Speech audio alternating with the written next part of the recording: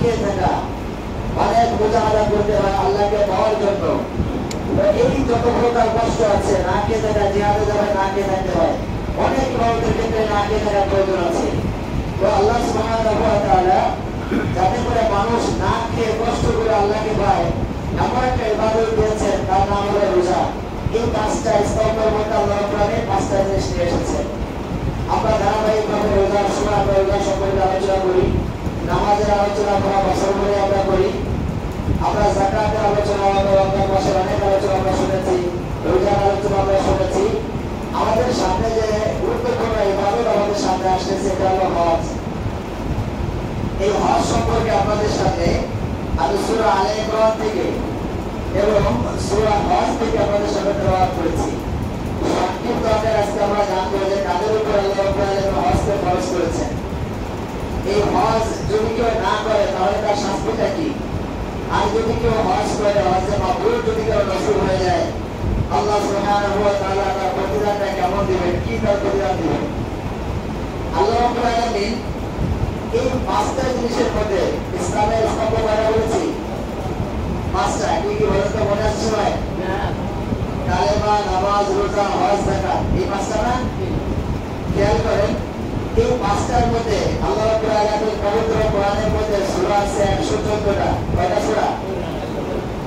ইসলামের স্তম্ভ হলো পাঁচটা। এই পাঁচটা শুধু হজ ছাড়া অন্য কোনো স্তম্ভের নামে কোনো সূরা আছে? কালেমার নামে কোনো সূরা আছে? নামাজের নামে কোনো সূরা আছে? যাকাতের নামে, রোজার নামে, কোনটার নামে আল্লাহ রাব্বুল আলামিন কোনো সূরা দেন নাই। আল্লাহ রাব্বুল আলামিন পবিত্র কোরআনের 21 নম্বর একটা সূরা দিয়েছেন, সূরাতুল হজ। অত্যন্ত গুরুত্বপূর্ণ একটি সূরা। এই সূরার মধ্যে কিয়ামতের ভয়াবহতা সম্পর্কে আলোচনা করেছেন। শুধু তাই না, এই সূরা হজের মধ্যে জাহান্নামীদের শাস্তি কি হবে এই প্রসঙ্গে আল্লাহ রাব্বুল আলামিন সূরা হজের মধ্যে আলোচনা করেছেন।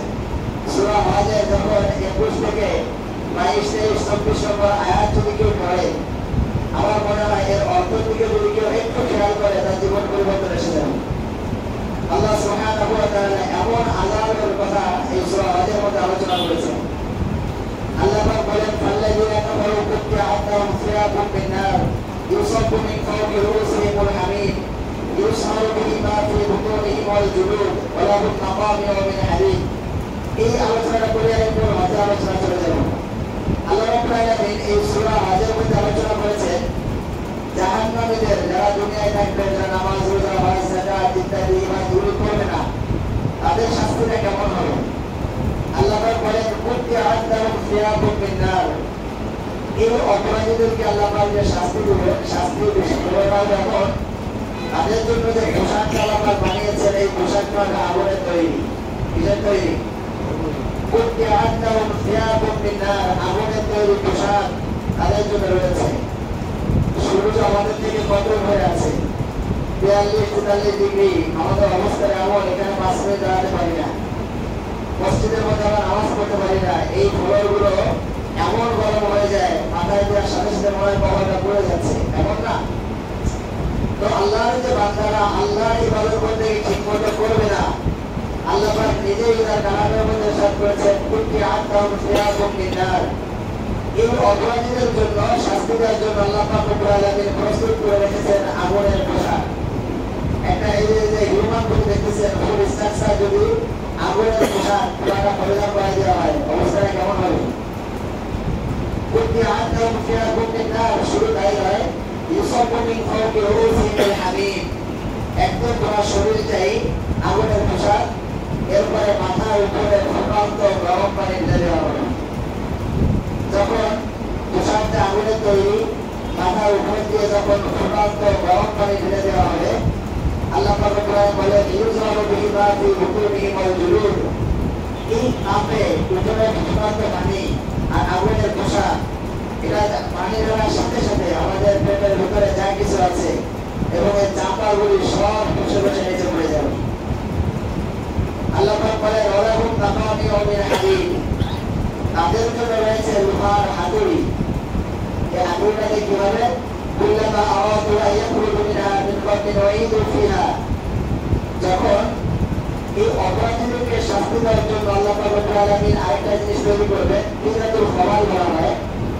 জাহান্নামীদের পোড়ানো রক্ত বুঝ আর এই গরম পানির এর একটা পুকুর, বিশাল নদী থাকবে। জাহান্নামীদেরকে শাস্তি দেওয়ার জন্য আল্লাহ পাক রব্বুল আলামিন ওই উপরে তাদেরকে ফেলে দেওয়া হবে। তো একেবারে বুঝ, নাকের ময়লা, কম, এই জাতীয় জিনিসের মধ্যে, আর এটাও প্রচন্ড গরম। এর মধ্যে যখন ফেলে দেওয়া হবে, দূরে থেকে দেখবে, আস্তে আস্তে সাবধানে থাকবে, আর মনে হবে একেবারে মনে হয় কিনারায় চলে আসছি, এখনই মনে হয় এখান থেকে আমি পরিত্রাণ পেয়ে যাবো, এখনই মনে হয় এখান থেকে চলে যেতে পারবো, তখন মনে হবে। তো আস্তে আস্তে করে যখন এই ব্যক্তি একেবারে কিনারায় কাছে চলে আসবে, আল্লাহ পাক বলেন ওয়ালাহুম মাকামিউ মিন হাদিদ। এইখানে জাহান্নামে নিযুক্ত যে সমস্ত ফেরেশতারা আছে, লোহার হাতুড়ি নিয়ে এখানে থাকবে। কাছে যখন আসছে হাতুড়ি দিয়ে এমনভাবে আঘাত করবে, ওই ব্যক্তি আবার তার যথাস্থানে আঘাত জায়গা মতো পৌঁছে যাবে। এভাবে করে শাস্তি দেওয়া শুরু হবে। দেখছেন সূরা হজ আল্লাহ পাক রব্বুল আলামিন নিজেই কোরআনের মধ্যে আলোচনা করেছেন। একজন অপরাধী তার যদি আগুনের পোশাক করে পড়াই দেওয়া হয়, মাথার উপরে যদি ফুটন্ত পানি ঢালা হয়, এরপরে এই ফিতনাতুল খবাল এর ভিতরে যদি ফেলে দেওয়া হয়, অবস্থাটা কেমন হবে চিন্তা করে দেখেছেন? দুনিয়াতে যারা নেশা করে, অনেক যুবক ভাইরা আছে, মদ সব বিভিন্ন জিনিসের সাথে যারা যুক্ত আছে, এই ফিতনাতুল খবালের ভিতরে ফেলে দিয়ে খবাল এই নদীর ভিতরে তারা এই জোর করে ফেরেশতারা তাদেরকে এইগুলো খাওয়াবে। যারা দুনিয়ায় এই মদ, তারপরে ইয়াবা, গাঁজা ইত্যাদি আছে না, এই নেশা দ্রব্যের সাথে যারা জড়িত থাকে, ভয়ানক শাস্তি তাদের জন্য আছে। এসব ফেলে তো তাদের ইবাদতই কবুল হয় না। আর বাকি তাদেরকে খেতে যাবে না, এগুলোকে খেতে যায়, জোর করে তাদেরকে খাওয়ানো হবে। আল্লাহ পাক আমাদেরকে হেফাজত করুন। তাহলে আমি আপনাদের সামনে যে আয়াতটা তেলাওয়াত করেছি, আল্লাহ পাক রব্বুল আলামিন বলেন ইন্না আউয়ালা বাইতিন উযিআ লিন-নাস লাল্লাযী বিবাক্কাতা মুবারাকান ওয়া হুদাল লিল-আলামিন। আল্লাহ সুবহানাহু ওয়া তাআলা বলেন, নিশ্চয়ই মানুষের জন্য সর্বপ্রথম মক্কা নগরীতে এই খানায় কাবা, সর্বপ্রথম মক্কা নগরীতে আল্লাহ রাব্বুল আলামিন এই বাইতুল্লাহ, এটাকে আল্লাহ রাব্বুল আলামিন সর্বপ্রথম স্থাপন করেছিলেন। সারা পৃথিবীর সমস্ত মানুষের জন্য, হেদায়েতের জন্য, এটা বরকতের জন্য আল্লাহ রাব্বুল আলামিন করে দিয়েছেন। আমাদের উপর যে আল্লাহ পাক রব্বুল আলামিন হজ ফরজ করেছেন, এটা মূল বিষয়টা কি? কাবা শরীফটা জিয়ারত করা। কাবা শরীফ জিয়ারত করা এটা আল্লাহ রাব্বুল আলামিন আমাদের জন্য ফরজ করেছেন। তাদের জন্য সেটা আল্লাহ রাব্বুল আলামিন পরে বলেছেন ওয়ালিল্লাহি আলান নাসি হিজ্জুল বাইতি মান ইসতাতা ইলাইহি সাবিলা। ওই সমস্ত ব্যক্তিদের জন্য আল্লাহ পাক রব্বুল আলামিন হজকে ফরজ করেছেন, যাদের দৈনন্দিন সমস্ত পারিবারিক যা খরচের যে বিষয়গুলি আছে সব কিছু মেনটেন করার পরে মক্কা মদিনায় যে আবার এখান থেকে সুন্দরভাবে চলে আসতে পারে, এই পরিমাণ যদি কারো টাকা পয়সা থাকে, তার উপরই আল্লাহ রাব্বুল আলামিন হজকে ফরজ করেছেন। এই বাইতুল্লাহর জিয়ারতকে আল্লাহ রাব্বুল আলামিন ফরজ করেছেন। তাহলে আমরা একেবারে সংক্ষিপ্তভাবে জানতে পারলাম হজটা কাদের উপর ফরজ। স্বাভাবিক অবস্থায় আমাদের পরিবার চালানোর জন্য যা কিছু আমাদের দরকার সব কিছু মেনটেন করার পরে এই পরিমাণ টাকা পয়সা আছে, অথবা কারো যদি এই পরিমাণ জমি থাকে যার ফসলের প্রয়োজন হয় না, যেমন অনেক জমি আছে যে জমির ফসলের যেমন প্রয়োজন হয় না, তার কিছু অংশের ফসল হলে আমার বছর চলে যায়। এছাড়াও অনেক জমি যাতে মালিক আমি, তার থেকে কিছু অংশ বিক্রি করে আমি মক্কা মদিনাতে ঘুরে আসতে পারি, তার উপর আল্লাহ রাব্বুল আলামিন হজকে ফরজ করেছে। আর এই পরিমাণ টাকা পয়সার মালিক যিনি, তার উপর আল্লাহ রাব্বুল আলামিন হজকে ফরজ করেছে। আর শুধুমাত্র নারীদের জন্য এর সঙ্গে মাহরাম থাকতে হবে, তার স্বামী বা মেয়ে থাকে, তার বোন, এই জাতীয় একেবারে নিকটস্থ লোক যদি থাকে তার উপর হজ ফরজ হয়। টাকা পয়সা থাকার পাশাপাশি থাকতে হবে, একা একা বলে হজ করতে পারে না। তো আল্লাহ সুবহানাহু ওয়া তাআলা এই বাইতুল্লাহ সম্পর্কে বলছেন যে পৃথিবীর ইতিহাসে সর্বপ্রথম যে ঘরটা আল্লাহ রাব্বুল আলামিন স্থাপন করেছেন, এই ঘরটার নাম কি? বাইতুল্লাহ।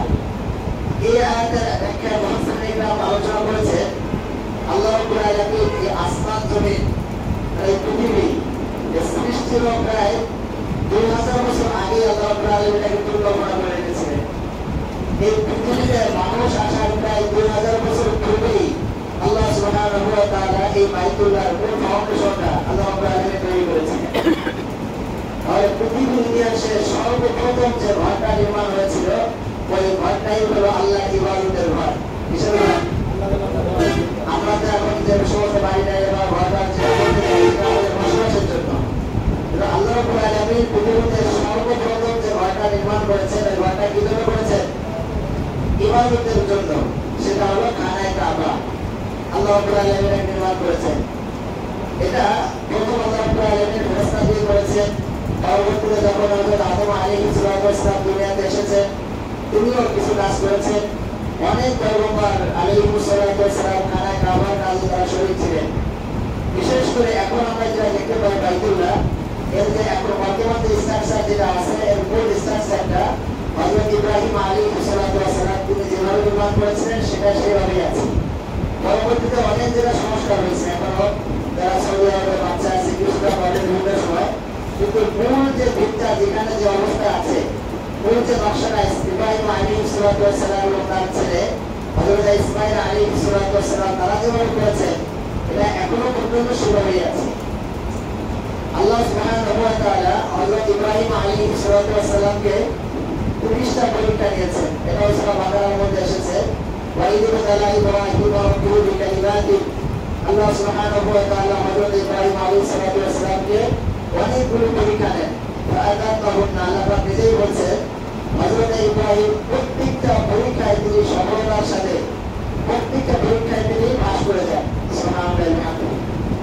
ইব্রাহিম আলাইহিস সালামের পরীক্ষা 30টা যে পরীক্ষা নিয়েছে, এই পরীক্ষাগুলো খুব ভয়ানক পরীক্ষা। একটা পরীক্ষা সম্পর্কে আপনাকে বলি, আল্লাহ রাব্বুল আলামিন বলেছেন তোমার সবথেকে প্রিয় যে জিনিস সেটা তুমি আমার জন্য উৎসর্গ করো, তাকে তুমি জবাই করো। ইব্রাহিম আলাইহিস সালামের সবথেকে প্রিয় কে ছিল?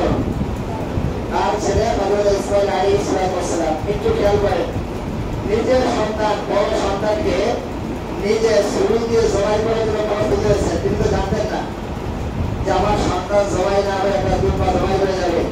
আল্লাহ পাক রব্বুল আলামিন আমাকে পরীক্ষা নিচ্ছেন, আমি যে আমার সন্তানকে জবাই করি কিনা আল্লাহ দেখতে চান, এটা তো তুমি জানতেন না। তুমি জানতেন আল্লাহ পাক বলেছেন আমার সন্তান, আমার প্রিয় সন্তান, অনেক বছর পরে একেবারে গুরুত্বের সময় হয়েছে, যে সময় একটা সন্তান হয়েছে, তাকে সময় সন্তানের প্রতি মহব্বত ভালো থাকে, বেশি থাকে। তারপর ইসমাঈল সালামের যে আম্মা, তিনিও তো একেবারে এমন অবস্থা হয়েছে, বাচ্চা হওয়ার আর কোনো সম্ভাবনা ছিল না, এমন সময় সন্তান দিয়েছেন। তো নিজের সন্তানকে নিজে ছুরি দিয়ে জবাই করে প্রস্তুত হয়েছে, এটা কোনো স্বাভাবিক পরীক্ষা, বড় ধরনের পরীক্ষা না। এরপর ইব্রাহিম আলাইহিস সালামকে আল্লাহ রাব্বুল আলামিন পরীক্ষা নিয়েছেন। একদিন তিনি মূর্তিগুলো একেবারে সব কিছু ভেঙে ভেঙে চুরমার করে দিয়েছে। সবচেয়ে বড় যে মূর্তিটা তার গায়ের উপরে বয়াটা রেখে আসছে। আর সবাই এসে দেখে যে অবস্থাটা কি, সব মূর্তিগুলি ভাঙা, বড়টার উপরে পড়াই। কারণ সবাই চিন্তা করলো এই কাজটা আমাদের মূর্তি বিরোধী, একমাত্র ইব্রাহিম ছাড়া আমাদের লেগে আর কেউ নেই। এবার হযরত ইব্রাহিমের আব্বা সবাই আসছে, তুমি কি করছো যে আমাদের মূর্তিগুলি ভেঙে এরকম একটা কাজ কেন করছো? ইব্রাহিম আলাইহিস সালাম তিনি একটা কৌশল অবলম্বন করলেন। তিনি বললেন বাল ফাআলাহু কাবীরুহুম, তাইলে জিজ্ঞাসা করে বড় মূর্তি যেটা আছে তার গায়ে পড়াই আছে, আর কাছে জিজ্ঞাসা করে এই কাজটা কে করছে, এই কাজটা তো সেই করছে। তাই তিনি বোঝাতে যাচ্ছেন, অথবা এই যে ছোটগুলো তোমাদের রথ যে ভেঙে চুরমার করে দিচ্ছে, তারা যদি প্রকৃতপক্ষে তোমাদের রথই হয়, তোমাদের মালিকই যদি হয়, তাদের কাছে জিজ্ঞাসা করো, তাদেরকে ভেঙে দিয়ে দিলে তারা নিজেরাই ঠেকাতে পারলো না, আবার বড়জন আছে সেও এখন কথা বলতে পারতেছে না, কেউ ভেঙে গেল, তোমরা কার পূজা করো? ইব্রাহিম আলাইহিস সালামের কোনো কথা যখন তারা মানলো না, হযরত ইব্রাহিমকে ধরে আগুনের মধ্যে দিয়ে দিয়েছিল। ইব্রাহিম আলাইহিস সালাম কি জানতেন যে আগুনের মধ্যে আমাকে ফেলে দিলে এই আগুনটা জান্নাতের বাগানে রূপান্তরিত হবে? তিনি কি জানতেন? তিনি তো দেখতেছেন যে এইভাবে করে কিভাবে নবল সেভাবে আগুন তৈরি করতেছে, আমাকে আগুনের মধ্যে ফেলে দেওয়া হচ্ছে। এরপরেও তো তিনি আল্লাহর উপরে যেভাবে ঈমান এনেছেন, আল্লাহ পাক বলছেন বলে শিরক করা যাবে না, ঠিক তিনি তার উপরে আল্লাহর উপরে তিনি সে অবিচল ছিলেন। এই পরীক্ষায় তিনি সফলতার সাথে তিনি পাস করে গেলেন। তো এভাবে করে হযরত ইব্রাহিম আলাইহিস সালাম যখন আল্লাহ পাক রব্বুল আলামিন 30টা পরীক্ষা দিলেন, সমস্ত পরীক্ষায় যখন তিনি উত্তীর্ণ হয়ে গেলেন, আল্লাহ পাক রব্বুল আলামিন বললেন ইন্নী জাঈলুকা লিন-নাসি ইমামা, যেহেতু এখন তুমি সমস্ত পরীক্ষায় তুমি পাস করে গেলে, এখন তোমাকে আমি ইমাম হিসেবে নিযুক্ত করলাম। ইন্নী জাঈলুকা লিন-নাসি ইমামা, তুমি সমস্ত মানুষের নেতা, সমস্ত মানুষের ইমাম হিসেবে তোমাকে বানাবা। ইমাম হলে ইমামের দায়িত্ব কি? আল্লাহ রাব্বুল আলামিন ইমামের দায়িত্ব দিয়ে দিলেন, তুমি যেহেতু ইমাম, ইমামের দায়িত্ব হলে এখন সর্বপ্রথম তোমার এখন মসজিদ নির্মাণ করতে হবে। সেই মসজিদটাই হলো বাইতুল্লাহ। আল্লাহ রাব্বুল আলামিন সূরা হজের মধ্যে বলেছেন, বাইত ওয়া'আনা ইব্রাহিম মাকানাল বাইত, আল্লাহ পাক বলছেন আমি ইব্রাহিমকে এই মাকানাল বাইত, এই তওয়াফের ঘর, এই বাইতুল্লাহ করতে হবে। বাইতুল্লাহটা কোন জায়গায় আছে আমি এটাকে আল্লাহ পাক বলে আমি দেখাই দিলাম। ইব্রাহিম আলাইহিস সালাতু যখন ফেরেশতাদের মাধ্যমে দেখাই দিলেন এই বাইতুল্লাহ নির্মাণের জন্য আল্লাহ রাব্বুল আলামিন আদেশ করলেন। হযরত ইব্রাহিম আলাইহিস সালাম মসজিদের এই হারাম তিনি শুরু করে দিলেন নির্মাণ করা। তার সাথে জুরাইল হিসেবে নিজের ছেলে আছে। আস্তে আস্তে করে যখন ঈদ কাটা শুরু করে দেয়, উপরে চলে যায়, এখন উপরে তার লাগল পায় না, এখন কিভাবে উপরে উঠবে? তখন জান্নাতের থেকে একটা পাথর, যাকে মাকাম ইব্রাহিম বলা হয়, এটা আল্লাহ রাব্বুল আলামিন আয়াতের পরের অংশের মধ্যে বলেছেন, এই আয়াতুল মাকাম ইব্রাহিম, আল্লাহ পাক বলেন এখানে অনেক নিদর্শন আছে, তার মধ্যে একটা হলো মাকাম ইব্রাহিম। ওমান দাখালাহু কানা আমিনা, যে ব্যক্তি মাকাম ইব্রাহিমের মধ্যে প্রবেশ করে আল্লাহর পক্ষ থেকে সে নিরাপত্তা দান করে, আল্লাহ তাকে সে নিরাপদ হয়ে যায়। সুবহানাল্লাহ, আলহামদুলিল্লাহ। তো ইব্রাহিম আলাইহিস সালাম যখন মসজিদে হারাম বাইতুল্লাহ নির্মাণ করতেছেন, উপরে যখন উঠবেন কিভাবে উঠবেন? এই পাথরের উপরে পা দিলেন, এই পাথরটা যখন যতটুকু দরকার উপরে দেওয়ার ওই পাথরের থেকে উপরে দিকে গিয়েছে। সুবহানাল্লাহ, আলহামদুলিল্লাহ। যে পাশে যেখানে দরকার, এখন তো আমাদের বাঁশ বিভিন্ন জিনিসের উপরে বিসমিল্লাহ করে ওঠে। ইব্রাহিম আলাইহিস সালামকে উপরে নিচে যেখানে যেভাবে দরকার এই পাথরটা সেখানে চলে যায়। ইব্রাহিম আলাইহিস সালাম ওখানে দাঁড়ায় আর আস্তে আস্তে করে পাথরটা জায়গা মতো নিয়েছে। এভাবে করে সুন্দর করে যখন রাস্তা কমপ্লিট হয়ে গেল, এরপরে কিছু বালু, এরপরে কিছু পাথর অনেকগুলো থেকে যায়, এগুলো কি করবে? ইব্রাহিম আলাইহিস সালামকে আল্লাহ পাক বলেন, এখন এই যে অংশটুকু রয়ে গেছে এটা তুমি উপরের দিকে নিক্ষেপ করে দাও। বাইতুল্লাহ নির্মাণ কমপ্লিট হওয়ার পরে অবশিষ্ট যা ছিল এইগুলো ইব্রাহিম আলাইহিস সালাম উপরের দিকে যখন নিক্ষেপ করে, আল্লাহ পাক রব্বুল আলামিন সারা পৃথিবীর আনাচে কানাচে বিভিন্ন জায়গায় এই বালুকণা, এই পাথরের টুকরা বিভিন্ন জায়গায় আল্লাহ রাব্বুল আলামিন ইশারা বিভিন্ন জায়গায় পড়ে যায়। মুফাসসিররা বলেছে ইব্রাহিম আলাইহিস সালামের ওই বালুকণাটা, ওই পাথরের টুকরা পৃথিবীর যেখানে পড়েছে কিয়ামতের আগের দিন হলে সেখানে একটা মসজিদ নির্মাণ হবে। সুবহানাল্লাহ। এজন্য আমাদের এই মসজিদ সারা পৃথিবীর সমস্ত মসজিদকেই বাইতুল্লাহ শাখা বলা হয়। বাইতুল্লাহ যদি আমরা নামাজ পড়ে, একটা মাঝি সাহেব যারা সেখানে গিয়েছেন, সভাপতি যারা এক রাকাত নামাজ পড়ে তো 1 লক্ষ রাকাতের নামাজ সওয়াব হয়। আর এখানে জামে মসজিদে পড়লে 500 রাকাতের সওয়াব হয়। এমনটা শাখাটা কেন হয়েছে? ওই যে কিছু অংশ বাইতুল্লাহ নির্মাণের পরে যেগুলো রয়ে গেছিল, এইগুলি যখন বিভিন্ন জায়গায় ছড়াইছিল, এই রাস্তা ফেলে গেছে, আর যে অংশ যেখানে পড়ছে সেখানে মসজিদ হয়ে যাচ্ছে। এখন মসজিদ যখন নির্মাণ কমপ্লিট হয়ে গেল, আল্লাহ রাব্বুল আলামিন হযরত ইব্রাহিম আলাইহিস সালামকে আত্মিকতা দায়িত্ব দিলেন। 1 নম্বর হলো অত্যাধিক বাইতুল মুআল্লিফিন। প্রথমত ইমাম বানানোর জন্য 30টা পরীক্ষা নিয়েছেন।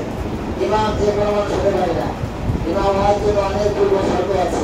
সরাসরি আল্লাহ রাব্বুল আলামিন 30টা পরীক্ষা কোরআনে আছে। সূরা মুমিনের মধ্যে আছে 10টা, সূরা আহজাবের মধ্যে আছে 10টা, বিভিন্ন সূরার মধ্যে এরকম করে 30টা পরীক্ষার কথা আসছে। এই 30টা পরীক্ষা যদি কাউকে নেয়, একটা পরীক্ষা যদি আমার আপনাকে নেওয়া হয়, পাশ করা খুব কঠিন আছে। কিন্তু নিজের সন্তানকে জবরদস্তি আমরা নিক্ষেপ করতেছে, সে জায়গায় নিয়ম চলাচ্ছে আল্লাহর উপরে, খুব কঠিন জিনিস না? যখন মসজিদে হারাম যখন নির্মাণ হয়ে গেল, বাইতুল্লাহ কমপ্লিট হয়ে গেল, তখন আল্লাহ রাব্বুল আলামিন হযরত ইব্রাহিম আলাইহিস সালামকে 3টা দায়িত্ব দিলেন। 1 নম্বর বললেন, যেহেতু তুমি কষ্ট করে মসজিদ নির্মাণ করছো, এখন অত্যাধিক বাইতুল মুআল্লিফিন, তোমার দায়িত্ব হলো এই মসজিদটা, এর পবিত্রতা রক্ষা করার দায়িত্ব তোমার। মসজিদকে ঝাড়ু দিতে হবে, মসজিদকে পবিত্র রাখতে হবে। এখন তোমার এই ঘর যারা তওয়াফ করবে, যদি অপবিত্র থাকে তারা তওয়াফ করতে পারবে না। আল-কাঈমিন আর-রুকআই সুজুদ, যারা এখানে রুকু করবে, সিজদা করবে, যারা নামাজ পড়বে, তাদের জন্য এটাকে পবিত্র রাখবা। আর আরেকটা বললেন, লা তুশরিক বিহি, আর আল্লাহর সাথে আমার সাথে কোনো শরীক করবে না। আল্লাহর সাথে শরীক করা এটাকে নিষেধ করে দিলেন। মসজিদটাকে পবিত্র রাখার জন্য বললেন। তৃতীয় নম্বর আল্লাহ পাক বললেন, ওয়াআযিন ফিন নাসি বিল হজ, যেহেতু ঘন্টা কমপ্লিট হয়ে গেছে, এখন তুমি সারা পৃথিবীর সমস্ত মানুষের আজাদ দিয়ে দাও। হজের আজাদ মানে হজের ঘোষণা তুমি দিয়ে দাও যে আল্লাহ পাক রব্বুল আলামিন এই বাইতুল্লাহ জিয়ারত করে তোমাদের জন্য আল্লাহ পাক ফরজ করেছে, এটা তুমি ঘোষণা দিয়ে দাও। ইব্রাহিম আলাইহিস সালাম আল্লাহর কাছে বলেন, আল্লাহ আমি এখান থেকে হজের ঘোষণা করবো, তখন তার মাইকটাই ছিল না, ইন্টারনেটের যুগ ছিল না, মিডিয়া ছিল না। তো ওই জায়গাতে একটা মাত্রার বলার সাথে সাথে সারা পৃথিবীর শব্দ ছড়িয়ে যাবে কয়েক সেকেন্ডের মধ্যে, এমন তো ছিল না। আল্লাহর কাছে যখন সুপারিশ করেছে, আল্লাহ পাক রব্বুল আলামিন বলেন ঘোষণা করার দায়িত্ব তোমার, সারা পৃথিবীর প্রত্যেকটা মানুষের কাছে পৌঁছায় দেওয়ার দায়িত্ব আমার। তখন ইব্রাহিম আলাইহিস সালাম তিনি ঘোষণা করলেন, সারা পৃথিবীর সমস্ত মানুষকে উদ্দেশ্য করে বললেন, আল্লাহ পাক রব্বুল আলামিনের ঘর জিয়ারত করা অর্থাৎ এখানে হজ করা তোমাদের জন্য আল্লাহ রব্বুল আলামিন ফরজ করেছেন। আল্লাহ পাক রব্বুল আলামিন তৎকালীন যারা দুনিয়ায় বসবাস করছিলেন শুধু তারাই না, কিয়ামত পর্যন্ত যত মানুষ দুনিয়াতে আসবে, রুহের জগতে প্রত্যেকটা মানুষের কানে ইব্রাহিম আলাইহিস সালামের আওয়াজটাকে আল্লাহ পাক পৌঁছায় দিয়েছিলেন। যারা ইব্রাহিম আলাইহিস সালামের আওয়াজটা তাদের কানে শুনেছে, শোনার সাথে সাথে লাব্বাইক আল্লাহুম্মা লাব্বাইক এটাকে সাড়া দিয়েছে, কিয়ামতের আগে হলো আল্লাহ রাব্বুল আলামিন তাদেরকে কানায় কাবা জিয়ারত করার তৌফিক আল্লাহ তাদেরকে দান করবেন। যারা হাজী সাহেবরা হজ করতে যান, ইব্রাহিম আলাইহিস সালামের ওই ডাক রুহের জগতে তাকে সাড়া দিয়েছে, লাব্বাইক আল্লাহুম্মা লাব্বাইক বলেছে। এই কারণেই আল্লাহ রাব্বুল আলামিন তাদেরকে হজ করার তৌফিক দিয়েছে। অত্যন্ত গুরুত্বপূর্ণ একটা জিনিস, যাদেরকে আল্লাহ রাব্বুল আলামিন কানায় কাবা জিয়ারতের নসিব আল্লাহ রাব্বুল দিয়েছেন, তাদের দায়িত্ব অনেক বেশি। আল্লাহ রাব্বুল বলেন, মান হাজ্জা লিল্লাহ ফালা ইয়ারফাস ওয়ালা ইয়াফসুক ওয়া জাআকা ইয়াওমিন ওয়ালা ইয়াফসুক। যদি কোনো ব্যক্তি একমাত্র আল্লাহর জন্য হজ করে, কোনো প্রকার অশ্লীল কাজ, অবাচার এই সমস্ত কাজের সাথে যদি সে লিপ্ত না থাকে, হজ করে আসলে ওই ব্যক্তি সত্য ভূমিষ্ঠ নিষ্পাপ শিশুর মতো বেগুনা মাসুম সে ব্যক্তি হয়ে যায়। হজ গুরুত্বপূর্ণ একটা জিনিস না। উমরা করতে যাবেন, আল্লাহ নবী বলেন আল-উমরা বিল-উমরা কাফারাতুল গুনাহ বাইনাহুমা। একটা উমরার পাশে যদি আরেকটা উমরা করে মাঝখানে যত গুনাহ হয় সব গুনাহ আল্লাহ মাফ করে দেন। অত্যন্ত গুরুত্বপূর্ণ একটা জিনিস। যাদের টাকা পয়সা আছে বা টাকা পয়সা নাই, তারপরেও যাদের অন্তরে কানায় কাবা জিয়ারত করার মতো এরকম মন-মানসিকতা তৈরি হয়নি, আল্লাহ নবী বলেন এই ব্যক্তির মৃত্যুটা মুনাফিকের মৃত্যু হয়ে যেতে পারে। কারণ ওই জায়গা নেওয়ার মালিক তো আল্লাহ, ঠিক না? আল্লাহ পাক কাকে কোন অবস্থায় হজ করাবেন, কানায় কাবা জিয়ারত করার তৌফিক আল্লাহ পাক দিবেন, এটা আল্লাহ পাকই ভালো জানেন। তো আমার আপনার প্রত্যেকটা মানুষের নিয়ত থাকা জরুরি যে অবশ্যই যদি আল্লাহ পাক সে ধরনের অ্যাবিলিটি দান করেন, অবশ্যই আমরা হজ করতে যাবো, তাই না? ইনশাআল্লাহ। আল্লাহ পাক তো সবার জন্য হজ করেন নাই, যাদের সেই জাতীয় অর্থ আল্লাহ পাক দান করছেন তাদের জন্যই তো আল্লাহ পাক হজকে ফরজ করেছেন। আমরা নিয়ত করতে পারবো, নিয়ত না থাকলে তো মুনাফিকের মৃত্যু হয়ে যেতে পারে। আর সওয়াব কত দিয়েছে এখানে আল্লাহ রাব্বুল আলামিন কয়েকটা জিনিসের কথা বলেছে। আল্লাহ পাক নিদর্শনাবলী এখানে দিয়েছে, মাকাম ইব্রাহিম এখানে আছে, হজরে আসওয়াদ এখানে আছে, এরপর আরাফার ময়দান এখানে আছে। এর প্রত্যেকটা জিনিস নিয়ে যদি আলোচনা করে 2 দিন চলে যাবে। তো আজকের যে আলোচনাটা সংক্ষিপ্তভাবে আমরা শুনলাম যে কানায় কাবা কিভাবে করে আল্লাহ রাব্বুল আলামিন ইব্রাহিম আলাইহিস সালাম মাধ্যমে তৈরি করলেন, এরপর হজকে আল্লাহ রাব্বুল আলামিন তাদের জন্য ফরজ করেছেন। এরপরে ধারাবাহিক করে ইনশাআল্লাহ সামনে আরো 2 দিন পর্যন্ত আমরা হজ সম্পর্কে আলোচনা করবো। তবে যতটুকু আলোচনা হলো আমাদের মনটা তৈরি করি।